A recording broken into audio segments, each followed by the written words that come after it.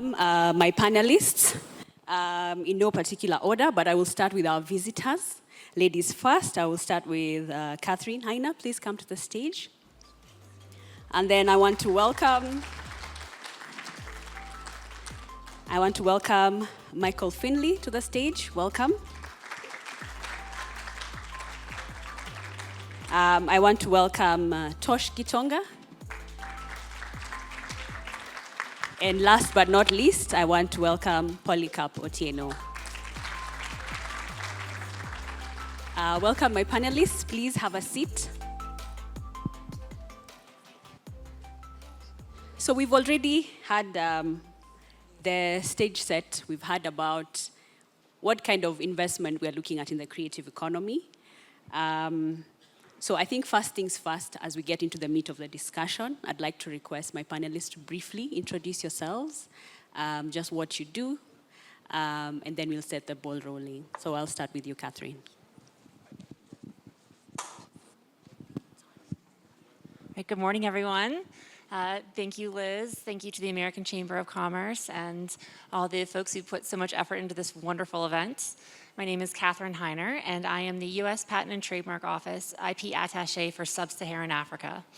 I just arrived in Johannesburg, South Africa in March of this year, and this is my first trip out of South Africa. I'm delighted to be here with you all to engage on how IP can help the creative economy. Thanks, Liz. Thank you. Good morning, everyone.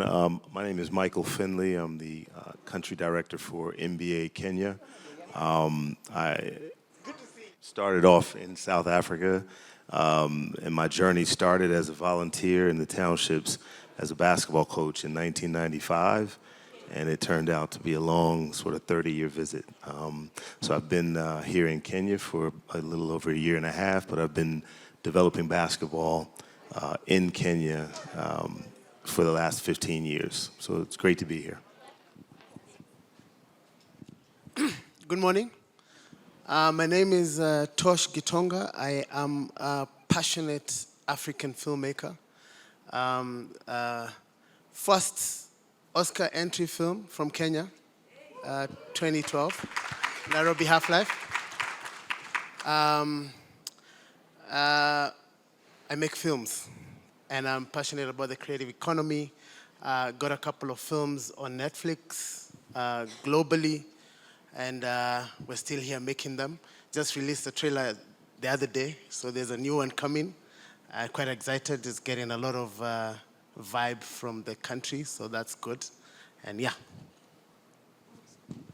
Good stuff. Good morning, everyone.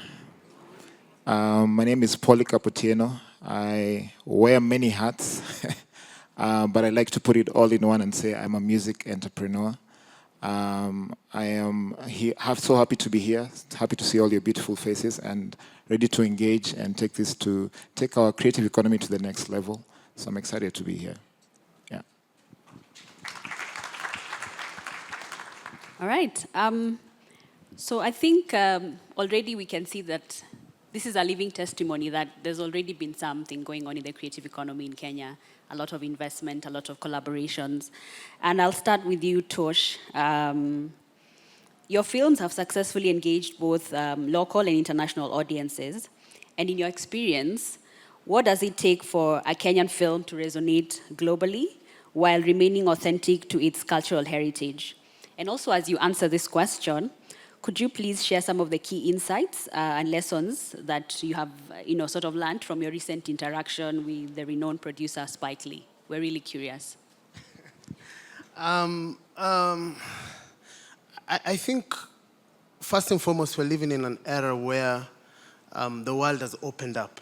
I think when I got into the industry 20 or so years ago, there was only a few channels of where you could go, to release your film. And those channels were very limited. And now the world has opened up. There are no borders.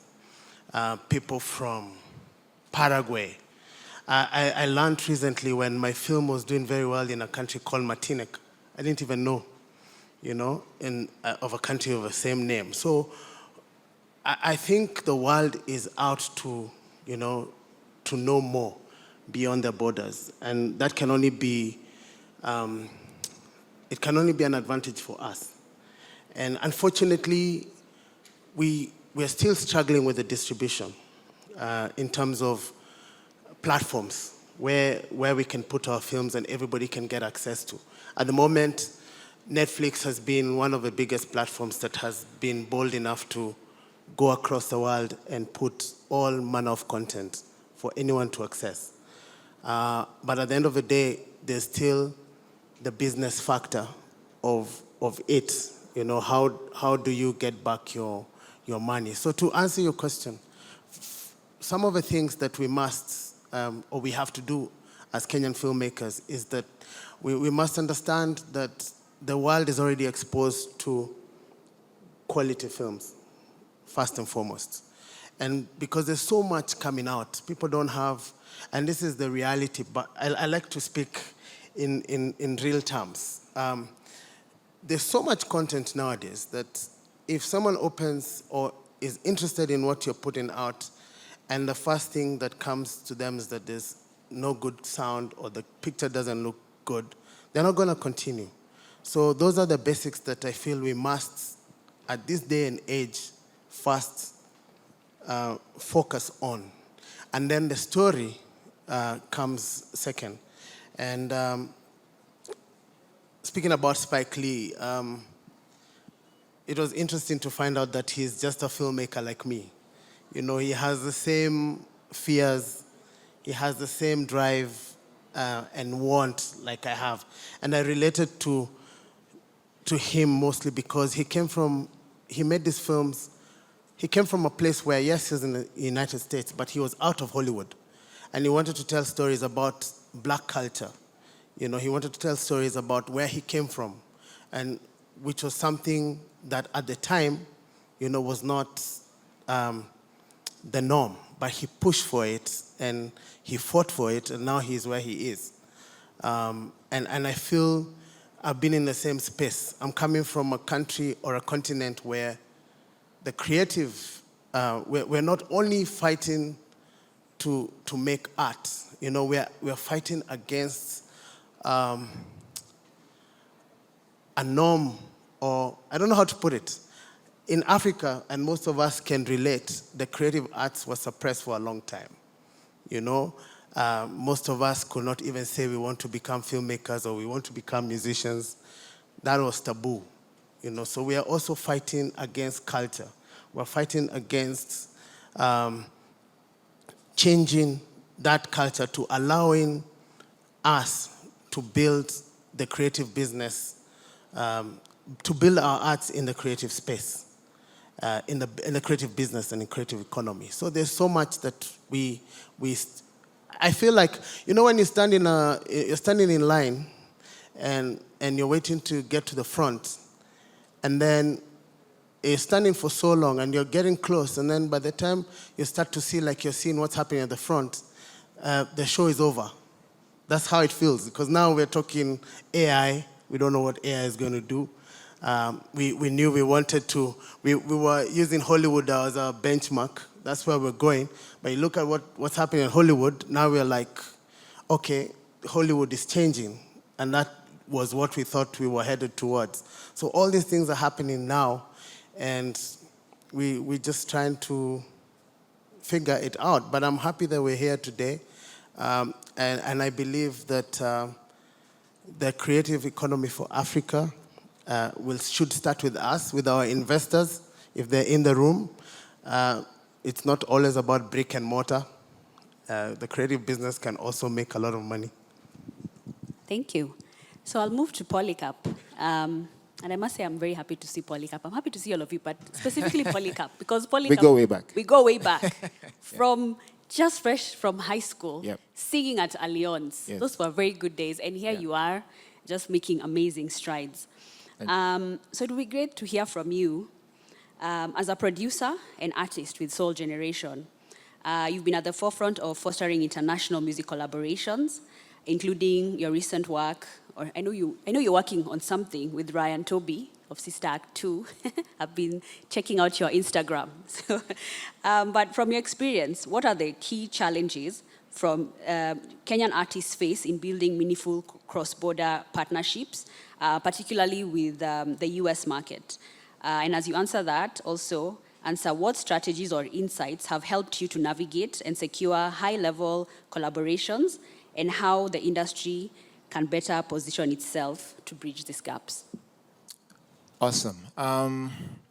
So working with high-level musicians and artists who are well established, like Ryan Toby, and there's several of those that we've worked together with as a group and also individual capacity.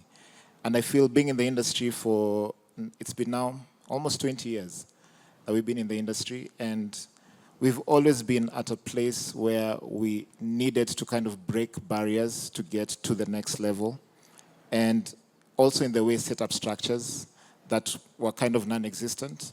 And getting in a global stage and meeting someone like him, and also to what Tosha said, is realizing that, oh, this person is just like me. You know, he's at that level, yes, but we share the same fears, the same, we go through the same stuff, same barriers and all of that.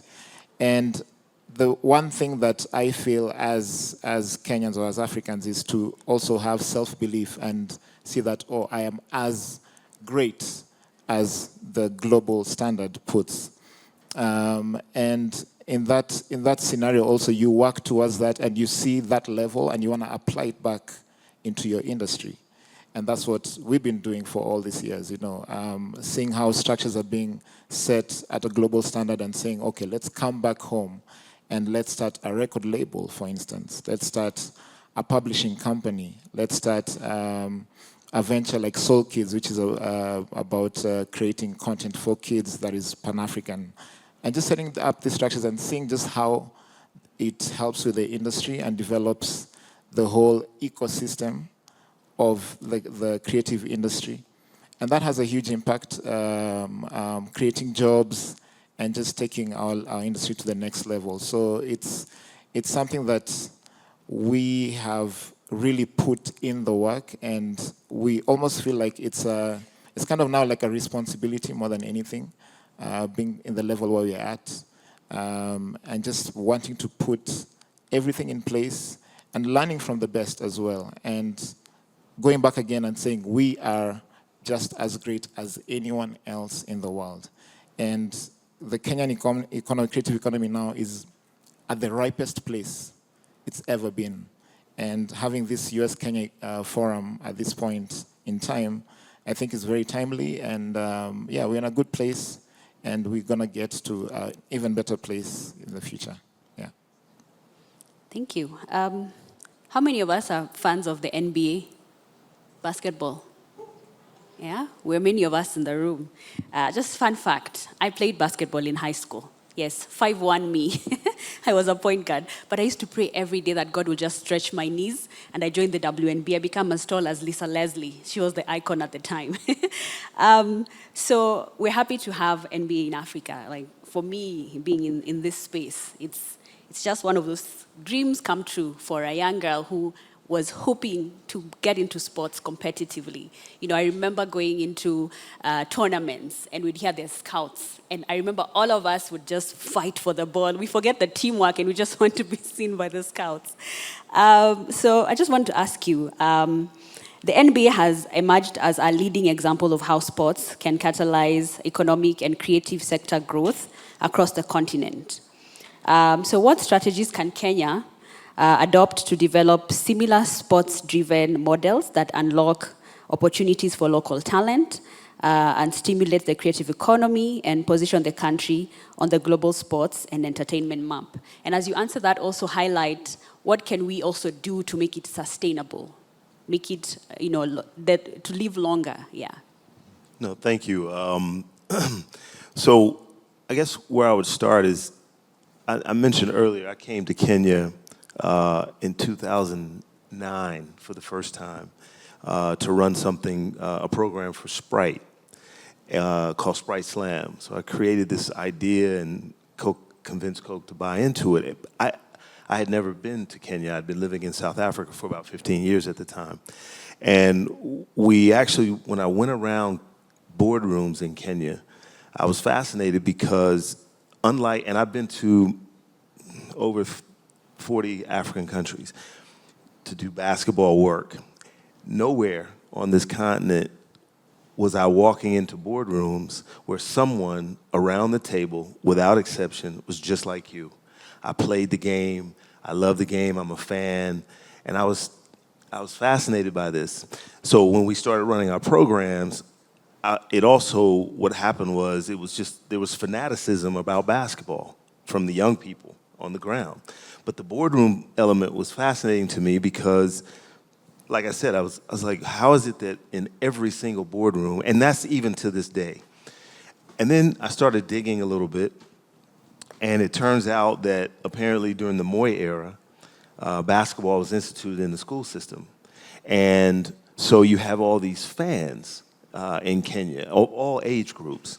And then you have this high school basketball, secondary schools basketball has been supported by the government, by the Ministry of Education, I know for at least 15, 20 years straight. And so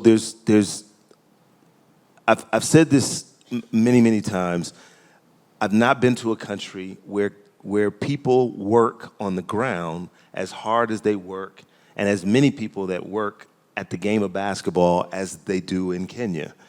And it's fascinating because most of the people are not earning a shilling, but there are literally thousands of Kenyans working at the game of basketball. So I say that to answer your question. I think it just, and it's a big part of the reason why we're here.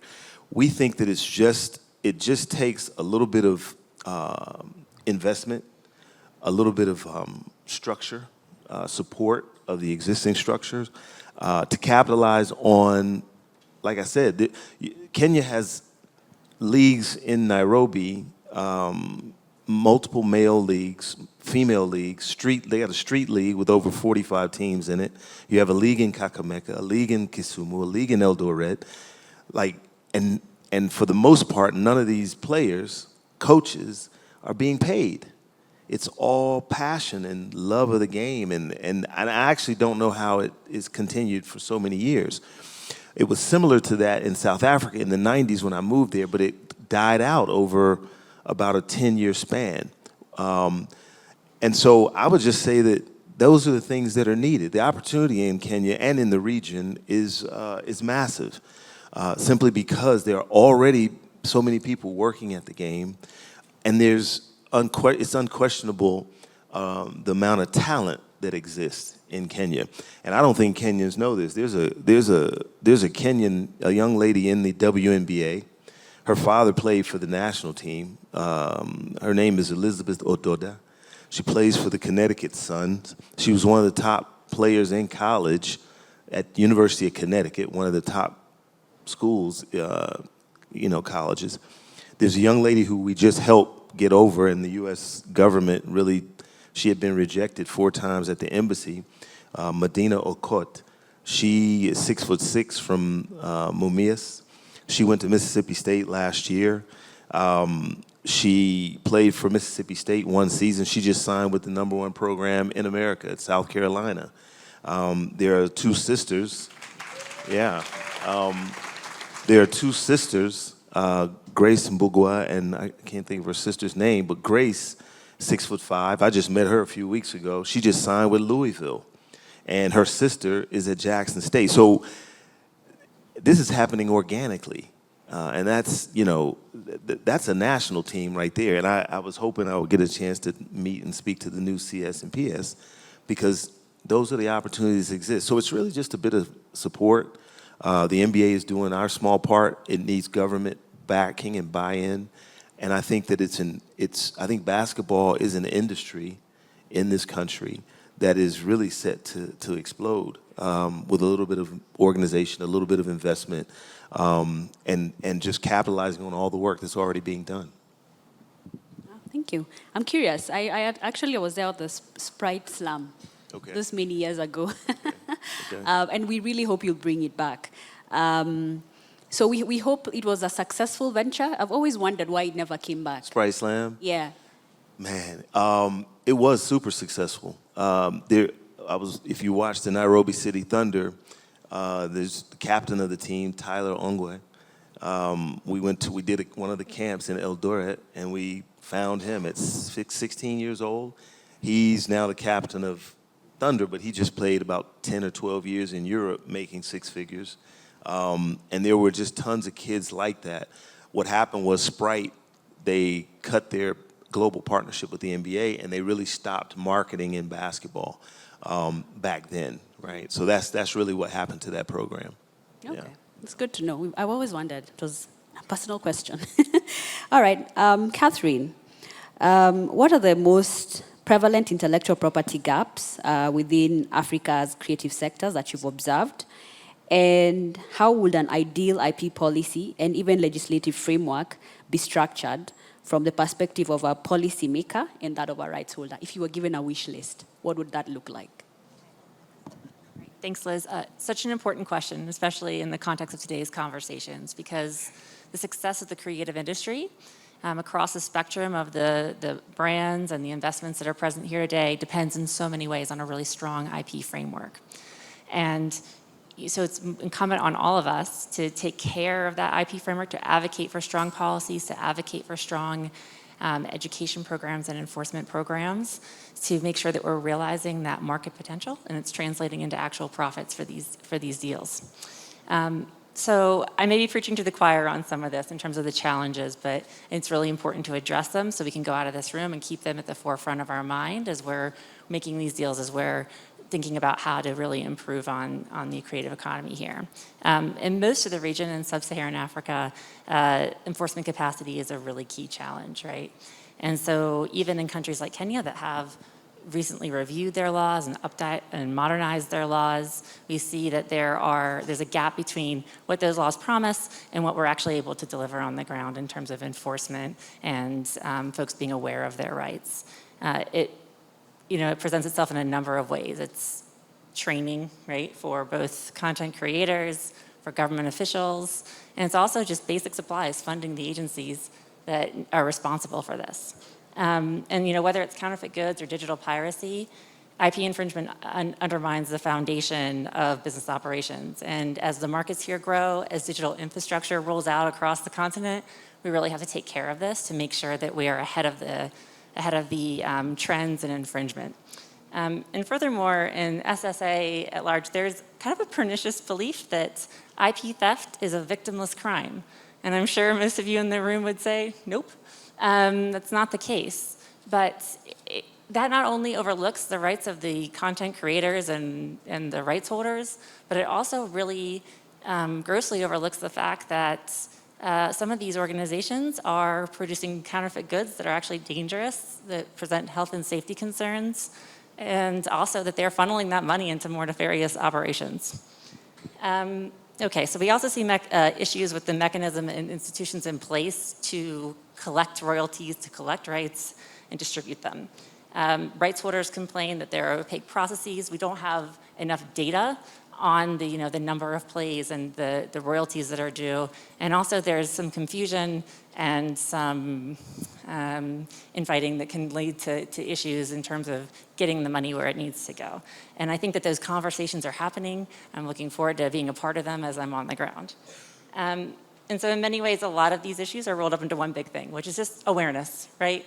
It's awareness among the content creators, it's awareness among the government authorities, legal folks who are responsible for being, the judges, the prosecutors, all of them on the importance and the value of the IP rights. So, second part, the ideal framework. On the policymaking side, you need two things. You need good laws on the books, and you need the political will to enforce them. So, in Kenya, we have updated laws. We're still waiting to actually ratify the WIPO Internet treaties, but there's really good progress there. And in today's global marketplace, rights holders have to have a good, consistent approach across borders, right? So wherever you're operating, you know that the laws are going to be protecting you. And so political will, the part of that is walking the walk. Again, that's funding the agencies, that's providing training, and that's not a one-time investment. that's an ongoing conversation, that's partnering with industry to understand the needs, that's conducting the trainings, that's making sure that your agencies have the equipment and the expertise to carry out the mission. And so it's so great to hear today's opening remarks about the steps that Kenya is making in terms of really improving those systems and investing in them. And on the rights holder side, I think we just have to make IP tangible, right? Creators need to understand it, understand its value, the importance of getting that brand, getting that copyright, and how to do that. They need to understand from step one to or step A to step Z, where to go if they're having a problem, and how to talk to all the relevant stakeholders. And so, yeah, I think that there's such great movement here in this room. It's great to be a part of this, and looking forward to having more conversations about it. Oh, wonderful. And I think just to build on what you said, I really hope that for the creatives in the room, we're usually part of the process when it comes to legislation and policy. We have a lot going on in the space. And I mean, even just last year when we were deliberating on the Creative Economy Bill, it was amazing to see the creatives show up and give their contribution. So I think, as you said, we are making good strides, and we're doing pretty well as a country when it comes to IP laws in the creative economy. So I'll move to you, Polycarp. What are some of the most significant barriers as we talk about collaboration, whether policy-related or legislative, or even business model-driven, that need to be addressed to enhance music collaboration between Kenyan creatives and the US market? And also, how are these challenges, how can they be tackled to create a more enabling environment for these cross-border partnerships in the music industry? All right. So before I get to that, actually, I'd like to big up all the creatives here, because we have been through it for many years, and just to get to where we've gotten to, having people like Tosh getting really dope films that are being filmed everywhere, having someone like me who's won a Grammy Award, for instance, yes, and everyone else in the room who's really made those big strides despite all the big barriers that we face. So big up to all of you creatives in the room. So in terms of barriers and legislative amendments, I'd say when it comes to collaboration between us and US, first of all, getting into that market, it's a very how do I say, intense market. When you go to, you can be so great here, and you go to somewhere like New York, for instance, and you realize there's 10,000 people like you who are just as talented or even more talented like you, and just seeing how much work is put into their craft, and how they really get into just being the level that they're at. And it's a great challenge as well. So I think one of the biggest barriers is just getting into that space, first of all. I remember our first ever trip to the United States was for South by Southwest, which is in Austin, Texas. And it took us almost maybe 2 years to just get things proper and try and get there.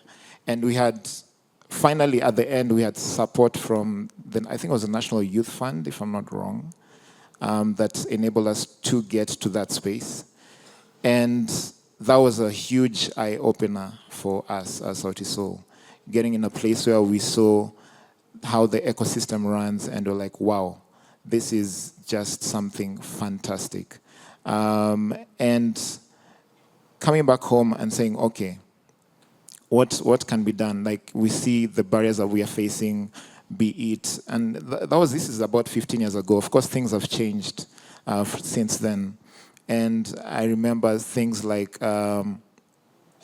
just for example, getting people to back you up in terms of policies, or even the business side, which is funding, or not necessarily funding, but just business partners, even what we are here for today, for instance.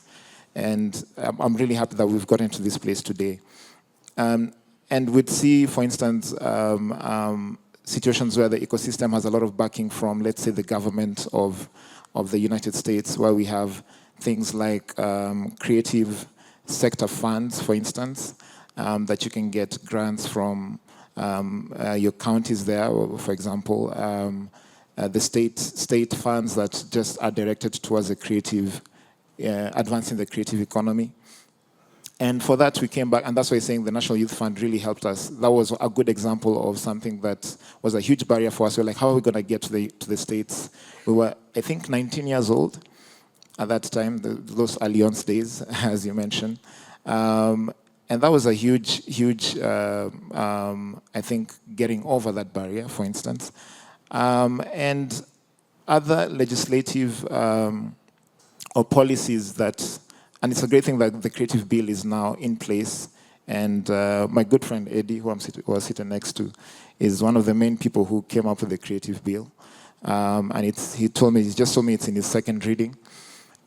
And one of the barriers that comes also in that area is, I do know that I don't know if it's still there, but there's a point where the private debt investors have been kind of bundled into the digital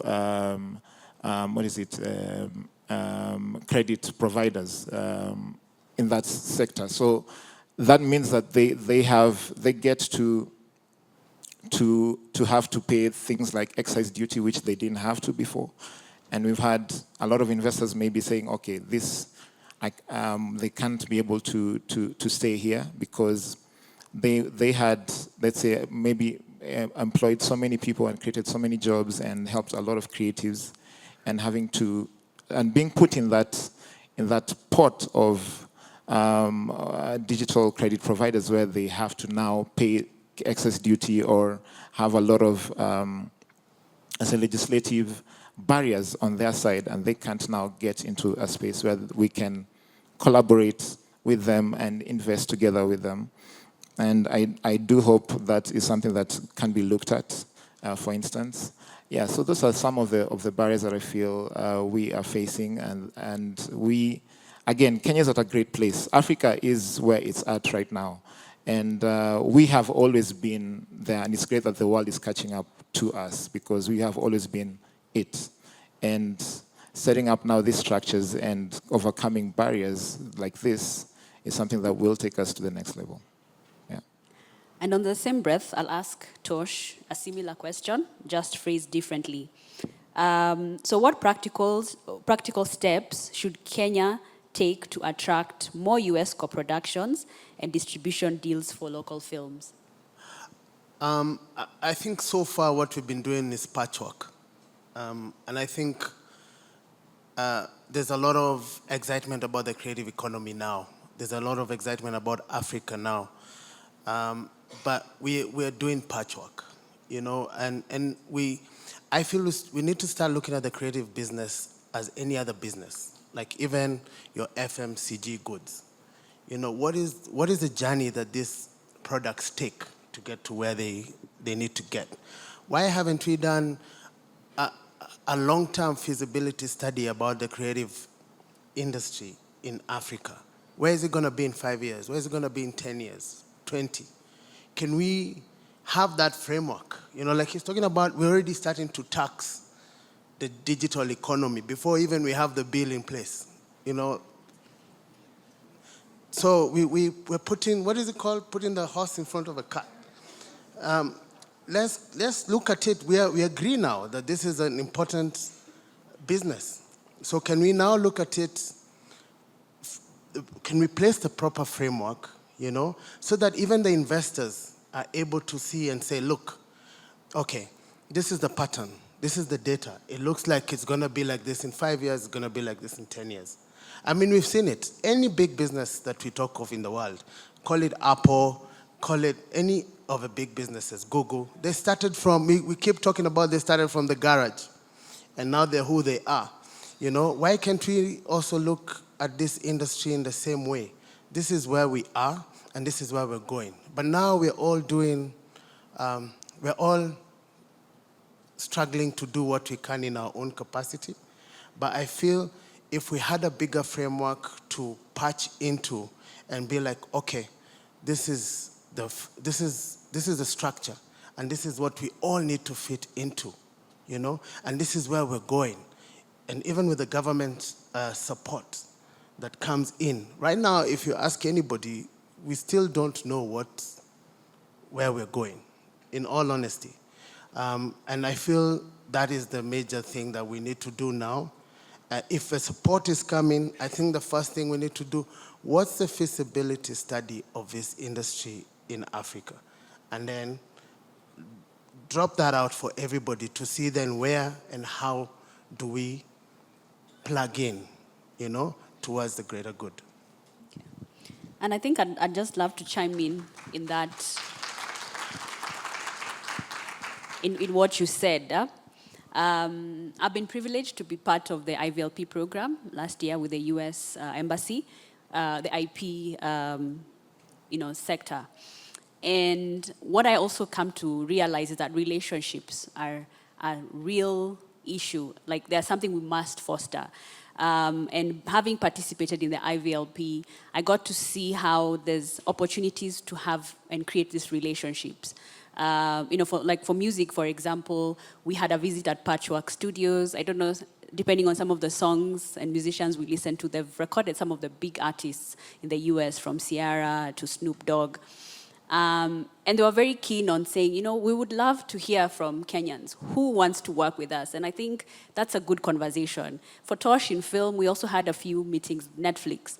And we're in the process of figuring out how we also open these conversations and dialogue and foster these relationships while we're working on our policy situation and whatnot. Because again, we cannot just say we'll stay still and wait for policy, yet we still have to make money, we still have to pay bills. We're trying to grow an economy, we're trying to create legacies, right? So I thought that would be something worth sort of putting out there. Then I'll move to Michael. What opportunities exist for US sports entities to invest or partner with Kenya's emerging sports and creative industries? You mean in opportunities within the... Like, to basically invest in whichever, it may be in basketball, it may be Sure. in swimming. Like, what opportunities do you see? Because you're in sports, yeah. Sure. Well, I think, so speaking as the NBA, we've made a sort of a general announcement. People are familiar with the Basketball Africa League, right? And it's for the first 5 years. It's a 5-year-old league, and the first 5 years it's been sort of a caravan format where club teams go and compete in 4 markets for a championship. We're moving towards franchising, right? So you think about all the way the NBA is structured in America.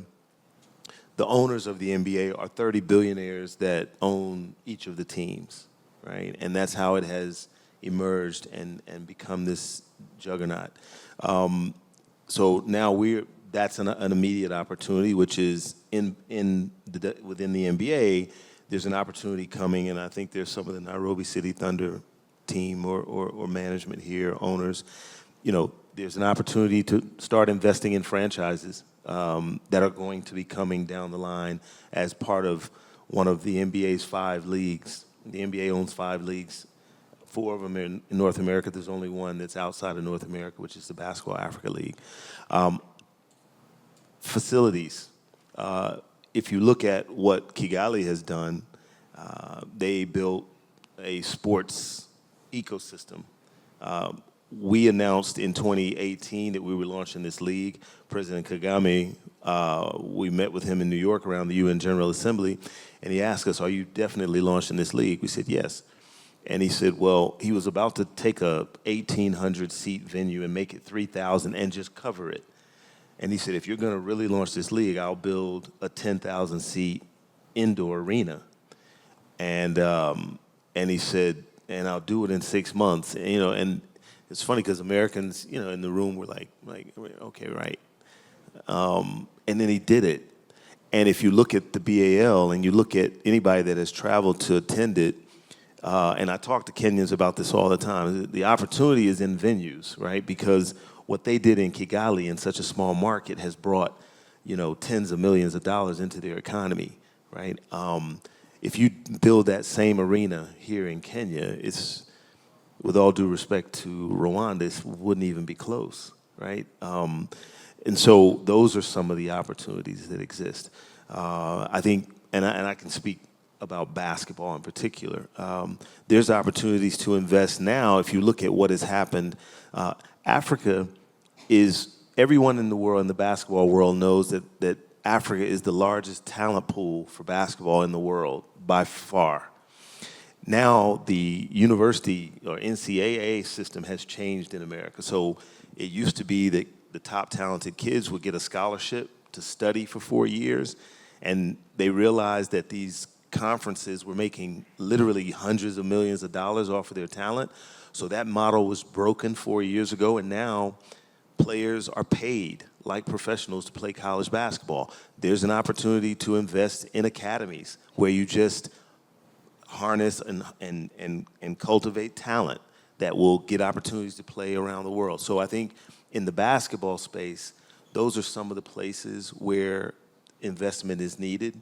I talked about how much work is being done in the basketball ecosystem in Kenya. There's an opportunity to invest in university sport here.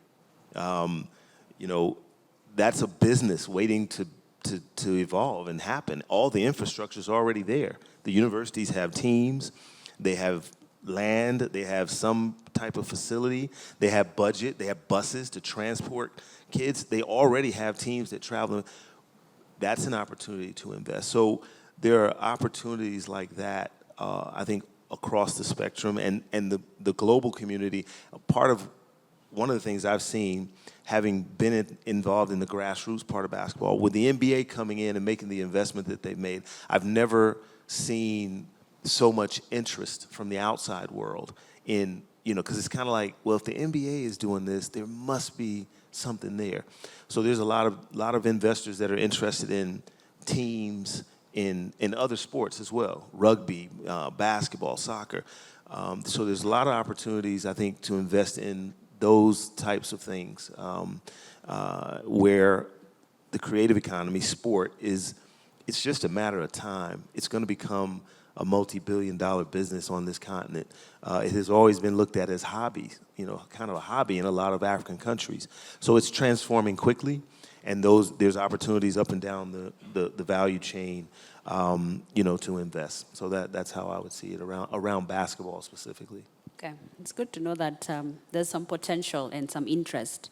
And, you know, for the investors in the room, when it comes to sports in Kenya, I think we have a very talented, sports people.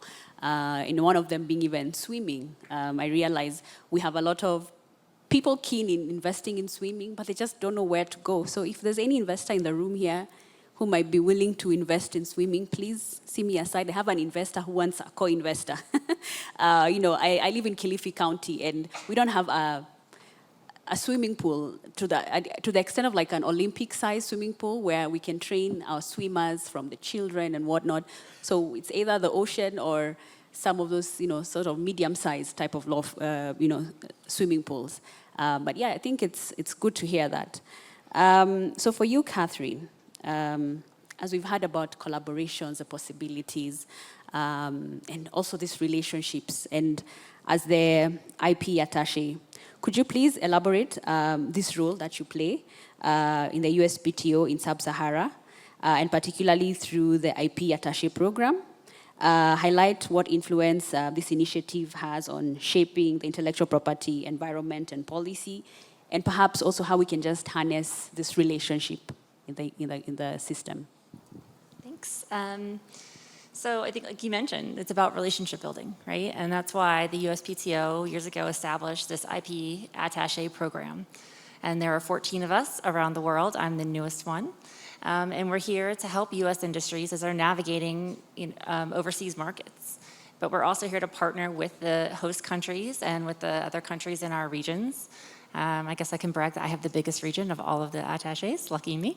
And so, we do that in a number of ways. First of all, I'm one person that you see here, but I'm really amplifying the work that's being done at the USPTO headquarters. And so we have a whole team of copyright, trademark, patent, and enforcement attorneys who specialize in these areas in sub-Saharan Africa and are monitoring them, so I'm amplifying their work.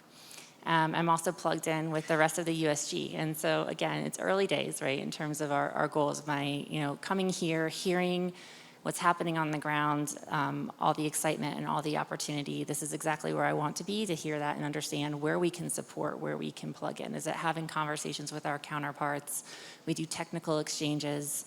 In the past several years, we've reviewed legislation for a number of countries in sub-Saharan Africa. We exchange best practices on how to implement those international treaties and obligations that we have. And again, yeah, we support the U.S. stakeholders. And so when you're looking at coming into this market, and I want to hear from you and then your partners here about what obstacles we're running into, how can we amplify those concerns? Those are ongoing conversations. We also plug back into some of the more formal procedures, right? So we have, the U.S. government has review processes, a special 301, which focuses on IP systems around the world, and stakeholders can provide formal feedback. Our team looks at those. We also provide input on that and say, yeah, I'm hearing that on the ground too. This might not have been included, but don't overlook this, right? And I just really can't emphasize enough how important that is to the work. I'm here because the PTO and the USG recognizes the importance of this market, of sub-Saharan Africa. That's why they sent me here to be here with you all. So I'm looking forward to talking to you all throughout the rest of the day. So come find me. I've got my business cards. And let's keep the conversation going. Thanks. So as we draw to a conclusion, I want to ask each panelist to just give their closing remarks, perhaps address what next. So I'll start with you, Polycarp, as we move on up. All right, what next? First of all, to all the investors and creatives, I would love to see a great interaction today. And to the creatives, I'd say the Kenyan creatives is that you are just as great as anyone else. And even as we engage with investors and all other entities, is to really know that you are it and you are working towards a collaboration with whoever you want to partner with. And we have the biggest potential, I believe, even across the continent. I'd say that confidently, that Kenya is at the forefront in terms of how much we can do for ourselves and for the entire continent. So let's just keep at it and we shall get to Zion.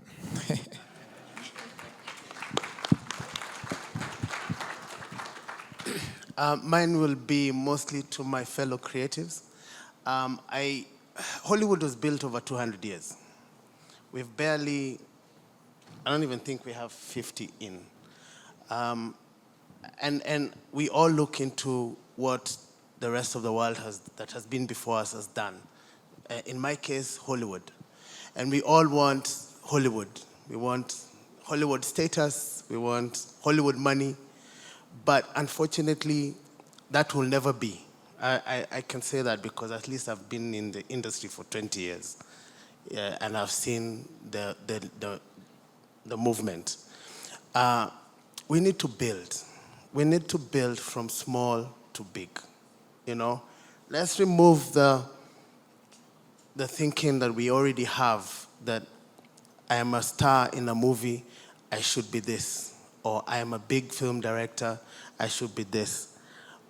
We are fish, we're small fish in a small pond, you know? We're big fish in a small pond. So let us go back to the basics. Let us build up.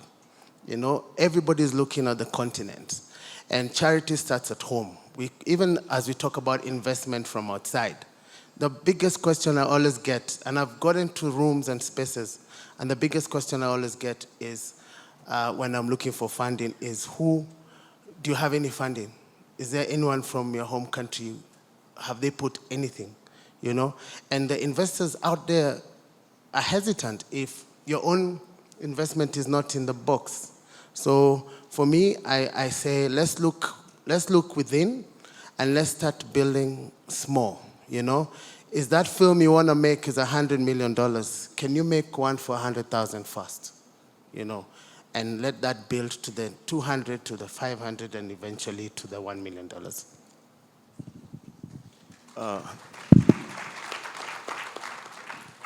Yeah. So when we entered the country, we signed an MOU with the Ministry of Education and Ministry of Sport, and with 3 pillars in the MOU.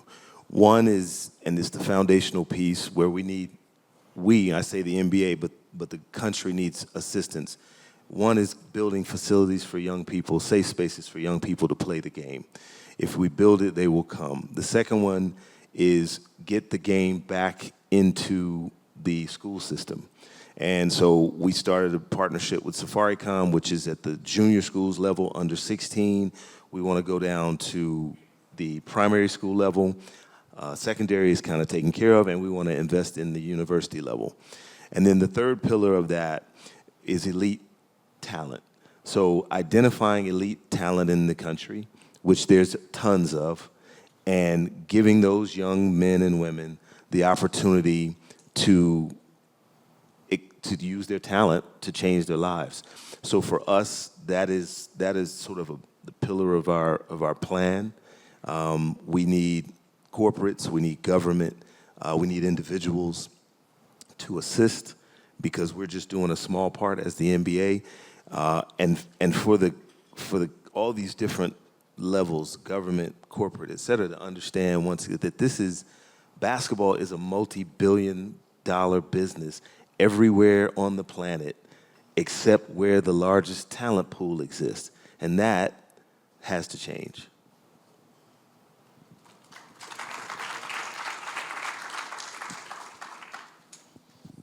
Right. So I think I was having this conversation when I first got to South Africa with a group of creatives there, and they were saying, creatives are big dreamers, they're big thinkers, they're not always thinking about, the legal side of things, right? Or they do it for their love, and they're not thinking about the monetary value all the time until it's either too hard to capture or it's not there. So just, for the creatives in the room, just remember the IP, remember the branding, remember the structures, take care of your talent, take care of your creation. And for there's some more sophisticated rooms in the group, right, who are very adept at brand management and all that. And so then I say, advocate for that within the governments that you're working with. Make sure that that's a part of the conversation, and please include us in that, because we're here to support that and to help that. Thanks. Thank you. So as we draw this powerful conversation to a close, one truth rings clear, that the creative economy is not merely a sector. It is the pulse of innovation, identity, and future economic resilience. What we've explored today in this panel is not just the potential of investing in creativity, but the urgent necessity of doing so. From music to film, to fashion, to the digital space, our creatives are budding industries, jobs and intellectual capital that transcends borders, but they cannot be done alone, as we have established. And it takes capital, and it takes trust to the creatives in the room, which means you have to be investor ready and package yourself. And it takes deliberate collaboration between creators, investors, legal architects, and policymakers. So let this not be the end of our conversation, but the start of a strategic relationship, ones rooted in shared value, creative freedom, and economic transformation. And I would like to thank our speakers today, our panelists. We want to thank our partners from AmCham to the US Embassy, and every visionary in this room today. Let's build the future, not for creatives, but with them. So thank you so much, and we look forward to more interactions during the day. A big round of applause for our panel. Polycap,